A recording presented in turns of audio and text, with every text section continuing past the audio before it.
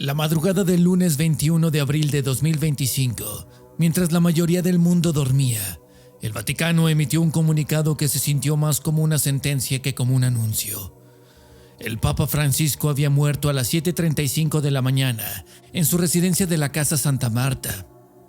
La causa, según fuentes oficiales, fue un ictus cerebral, una obstrucción súbita de sangre en el cerebro que derivaría en un coma profundo y posteriormente en un colapso cardiovascular irreversible. La noticia se replicó en todos los medios internacionales. Las portadas mostraban su rostro con solemnidad. Las redes sociales se inundaron de mensajes de despedida. Así, en cuestión de minutos, el mundo se detuvo para despedir al primer papa latinoamericano de la historia, pero mientras afuera se vivía un luto global, adentro, en los pasillos de mármol del Vaticano, el silencio no era de duelo, sino más bien de secretismo. Durante semanas, el Papa había desaparecido gradualmente de la vida pública. Primero, canceló su asistencia a ceremonias a las que históricamente jamás faltaba, como las audiencias generales de los miércoles o la misa del Domingo de Ramos. Así, más tarde, dejó también de recibir visitas públicas y su presencia en los medios se volvió prácticamente nula y las únicas imágenes disponibles de él eran fotografías estáticas de archivo, sin fecha ni contexto claro. Los boletines médicos hablaban de fatiga leve, de cuidados preventivos, de reposo razonable para un hombre de su edad, frases que no explicaban su ausencia total de los escenarios clave.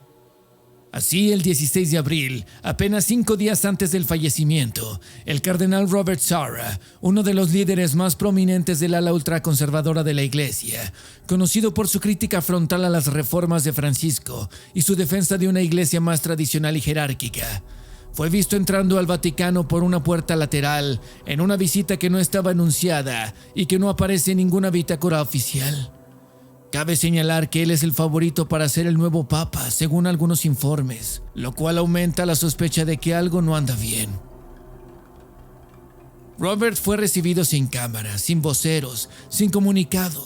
No hubo confirmación pública de su presencia, pero una fuente interna vinculada a la Congregación para el Culto Divino, el cual es el organismo responsable de regular la liturgia y los rituales religiosos, confirmó que se reunió con al menos 2 miembros del círculo papal y que abandonó luego el complejo apenas 2 horas después. Ese mismo día, el segundo piso de la Casa Santa Marta fue cerrado parcialmente por motivos de mantenimiento. No ingresó personal técnico, tampoco se reportó ningún desperfecto estructural, y menos se informó qué área estaba siendo intervenida, simplemente se clausuró el paso. Pero lo que más genera sospechas es que aquella noche, un trabajador encargado del sistema eléctrico interno fue removido de su cargo. Según el medio italiano La Verità, el técnico había reportado semanas atrás una serie de interferencias electromagnéticas no registradas anteriormente en el sistema de comunicación de la residencia papal. Interferencias que no pudieron ser replicadas, pero que afectaron, según su informe, la línea de monitoreo interno de la planta baja y una sección del segundo nivel. Así fue apartado sin mediar explicación. Se le retiraron sus dispositivos de trabajo y no se le permitió volver a ingresar al recinto. Y además, se le confiscó el celular cuya información hasta ahora permanece oculta. Así, 24 horas después, en la noche del 20 de abril, ocurrió el hecho más desconcertante de todos. A las 11:48 de la noche, las cámaras de seguridad del complejo de Santa Marta dejaron misteriosamente de transmitir durante exactamente 27 minutos. Ningún dispositivo funcionó. Las líneas internas de vigilancia fueron interrumpidas, pero no se activaron los protocolos de seguridad ni las alertas de contingencia. Las grabaciones disponibles muestran un apagón total, un corte simultáneo de señal en todos los puntos del sistema, algo prácticamente imposible. Luego el Vaticano explicó más tarde que se trató esto de una interferencia electromagnética espontánea y localizada, algo que según expertos en seguridad es prácticamente imposible sin una acción dirigida. Así, mientras ocurría la misteriosa interrupción, varios empleados de mantenimiento reportaron haber escuchado cantos en latín provenientes del patio interior de la residencia papal, pero no eran himnos tradicionales ni partes del rezo nocturno. Según sus declaraciones, lo que se escuchó fue una variante del Dies Irae, lo que literalmente significa el día de la ira, un antiguo cántico litúrgico medieval que describe el juicio final de las almas y que, durante siglos, fue entonado únicamente en funerales papales o en rituales religiosos relacionados con el tránsito entre la vida y la muerte. Así, a las 12:15, la señal misteriosamente regresó y los cánticos cesaron. Así, al amanecer siguiente, el Papa fue hallado sin vida. ¿Qué tiene que ver esto con el corte? El Papa Francisco, quien murió misteriosamente un día después de Semana Santa, hasta este momento aún no ha sido enterrado. Entonces surge la pregunta: ¿será que el Papa ya había muerto desde antes de Semana Santa y todo lo hecho, el encubrimiento y el retraso de los informes, indican que la noticia se tenía que dar después de Semana Santa, para así no intervenir en la fe de las personas? Pero el Papa dejó instrucciones específicas en su testamento. Pidió no ser sepultado en las criptas del Vaticano, en donde usualmente descansan los pontífices. En su lugar, pidió ser enterrado en tierra simple, bajo la Basílica de Santa María la Mayor, un templo fuera del circuito oficial de entierros papales. Así, esa decisión de cumplirse no será menor. Más bien, será la primera vez en siglos que un papa elige en vida descansar lejos del centro simbólico del poder religioso que representó. Así, mientras millones se preparan para el funeral, otros han comenzado a revisar documentos antiguos, declaraciones olvidadas y una extraña coincidencia. Desde semanas antes, el Vaticano ya se comportaba como si supiera que el final estaba cerca. Se reforzaron protocolos internos, se cancelaron actos de última hora, se evitaron transmisiones en vivo e incluso se cerraron los accesos internos al archivo secreto del Vaticano y, así, no se dio para ello ninguna explicación, pero sí una palabra: revisión. Pero dentro de todo esto, hay algo que, aunque para algunos resulte insignificante, resulta inquietantemente en una coincidencia rara: el número 88. El Papa Francisco murió a los 88 años. Su número de socio en el Club San Lorenzo de Almagro era del 88.235. También la hora de su muerte en Argentina, su origen, fue exactamente a las 2:35 a.m., coincidiendo misteriosamente con los 3 últimos dígitos de este mismo carnet. Un simple detalle quizá, o una señal más, porque para muchas corrientes espirituales, el número 88 representa el infinito doble, un símbolo de ciclos que se cierran, pero también de realidades que se repiten. Una película estrenada 6 meses antes mostró con detalle casi profético un escenario donde un papa moría repentinamente bajo tensión interna y desencadenaba una lucha silenciosa por el control de la iglesia, pero eso fue apenas el principio. La película Cónclave, estrenada apenas 6 meses antes de la muerte del Papa, y cuya obra es basada en la novela de Robert Harris, con un guión que hoy muchos vuelven a ver con otros ojos, se aprecia un Papa que muere de forma repentina. Nadie sabe exactamente por qué. El cuerpo es velado sin permitir prensa y mientras el Vaticano se prepara para elegir a su sucesor, un cardenal descubre que el fallecido había dejado instrucciones para liberar documentos clasificados y cambiar el rumbo de la iglesia de forma irreversible. Así, a medida que avanza la trama, los secretos salen a la luz. Las coincidencias extremas con la película han reavivado especulaciones que ya existían desde hace tiempo. El Papa Francisco, en sus últimos meses, estaba preparando algo.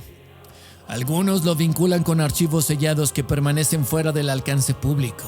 Archivos como los documentos completos sobre el tercer secreto de Fátima, las actas ocultas del Archivo Vaticano o incluso material relacionado con fenómenos considerados sobrenaturales y que jamás han sido desclasificados. Otros, incluso yendo más allá, aseguran que en sus últimas semanas Francisco sostuvo reuniones con teólogos y científicos vinculados a la Pontificia Académica para las Ciencias. Así, en una de estas reuniones, según el informe interno citado por el periodista Antonio Socci, se tenía como objetivo discutir la divulgación progresiva de conocimientos sensibles para el equilibrio espiritual del mundo moderno. Una urgencia que parece haberse interrumpido justo antes de que algo saliese a la luz. ¿Qué tantos archivos están ocultos en aquellas bibliotecas? Así, el testamento del Papa, redactado en junio de 2022, fue publicado parcialmente por el Vaticano tras su muerte. En él se detalla su deseo de ser enterrado en una tumba sencilla, en la Basílica de Santa María la Mayor, pero aunque ha sido tomado por muchos como un gesto de humildad, otros lo ven como una forma simbólica de separación, pero no del pueblo, sino separación del poder. La misa funeral se celebrará este sábado en una ceremonia presidida por el cardenal Giovanni Battista Re, quien asumió las funciones litúrgicas correspondientes ante la sede vacante. Mientras tanto, en las oficinas internas, el ambiente ya no es de luto, es más bien de reorganización. Se han iniciado discretas reuniones previas al cónclave. Las cámaras aún no muestran humo blanco, pero las presiones ya se sienten. Entre los nombres más mencionados está el del cardenal Robert Sarah, cuya postura tradicionalista lo convierte en favorito.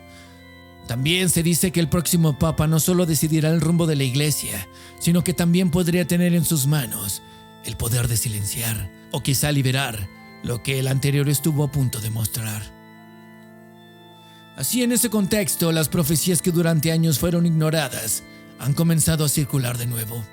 San Malaquías, un obispo irlandés del siglo XII, escribió una lista en la que supuestamente describía con frases cortas a cada uno de los papas que ocuparían el trono de Pedro hasta el fin de los tiempos. El último de la lista aparece bajo el nombre de Petrus Romanus, Pedro el Romano. Según el texto, durante su pontificado, la ciudad de las 7 colinas será destruida y el juez terrible juzgará al pueblo. Así, durante los siglos se consideró una simple curiosidad medieval, pero ahora, con la muerte del Papa número 112, exactamente el número final en la lista, esa profecía ha dejado de ser un juego para convertirse en una pregunta incómoda. ¿Fue Francisco el último papa de esa profecía? Y es aquí donde entran los rumores. Unos creen que el papa ya murió desde hace tiempo y apenas se dio la noticia para evitar que se cruzara con la Semana Santa, mientras otros, más allá de los protocolos y más allá de las decisiones públicas, creen que existe una dimensión del Vaticano que muy pocos conocen y de la que prácticamente nadie habla abiertamente: la dimensión de los secretos. Desde documentos clasificados hasta bóvedas selladas con códigos que no han sido abiertas en siglos, existen archivos en la Biblioteca Apostólica Vaticana que han sido catalogados pero jamás digitalizados, documentos que, según historiadores autorizados, contienen cartas entre papas y emperadores, descripciones de fenómenos inexplicables, mapas antiguos con ubicaciones que no aparecen en ningún registro geográfico moderno, además de transcripciones de rituales religiosos que ya no se practican públicamente y secretos que tienen que ver incluso con la construcción de las pirámides y magia espiritual. Se dice que entre esos archivos existen cartas de papas anteriores refiriéndose a encuentros con entidades no humanas. También se habla de manuscritos sellados relacionados con el tercer secreto de Fátima, un mensaje supuestamente entregado por la Virgen María a 3 niños portugueses en 1917, que según fuentes internas no fue revelado completamente en el año 2000 como afirmó el Vaticano. También se menciona la existencia de registros que documentan eventos astronómicos inexplicables observados desde el Observatorio del Vaticano, siendo este uno de los más antiguos y que jamás han sido publicados en revistas científicas, contacto extraterrestre y naves alienígenas. Todo es posible. Algunos, de hecho, van aún más lejos y afirman que el Papa Francisco, consciente de que su tiempo era limitado, había comenzado a seleccionar ciertos documentos para ser liberados en un futuro próximo. Documentos relacionados con fenómenos espirituales que podrían cambiar la forma en la que el mundo entiende el alma, la vida y la muerte.